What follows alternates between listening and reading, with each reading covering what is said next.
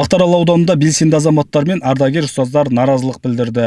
Олар аудандық білім бөлімі басшысын тағайындауға қатысты өтіп жатқан конкурс үдерісінің ашық әрі әділ өтуін талап етуде. Қазір Мақтаарал ауданында ауданның білім бөлім басшысы тағайындалайын деп жатыр. Санаулы уақыттардан кейін.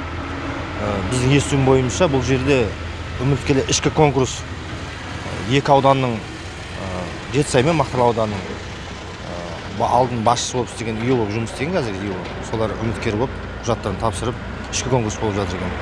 Енді бұл екі аудан атап өтсек, алдыңғы таман бұл аудандарда былтырғы жылдары болған бір жағдай бар. Әлеуметтік желіде таралды уже. Республикада ресми. Енді сол саланың ішінде жүрген қандай жағдай болсын, біздің Мақтаарал ауданы білім саласына жақсы, беделді, мықты іскер басшы келу керек. Аудан бойынша Мақтаарал ауданында 57 мектеп бар. Соларды басқару керек. Басқару үшін білімді маман керек. Білімді тәжірибе болу керек. Ол басшыда. Мен өзім сөйтіп ойлаймын.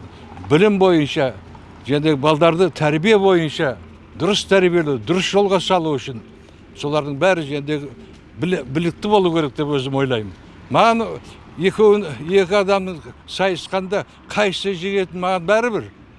Бірақ турашылыққа және басшылар, және білім мекемесінің облыстағы басшысы Ғалымжан Орыновқа айтарым, дұрыс адам тәрбиелеп, дұрыс адамды жәндегі несі бар, тәжірибесі адамдарды Мақтаарал ауданының білім меңгерушісі етуге тағайындауға сұрар едім мен.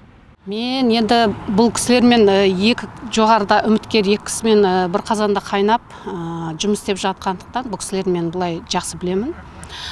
Жалпы бұл кісілерден бөлек басқа білімді керемет, осы білім сапасын көтеретін, мынау келешек ұрпақ жастарға керемет тәрбие беріп, мынау мұғалімдердің мәртебесін көтеретін білікті маман келуіне мен үміттемін. Негізі үміттенем сондықтан. Енді мына екі кісіні мен лайықты деп өз көзқарасыммен лайықты деп есептемеймін. Бірақ енді бұл мен көзқарасым.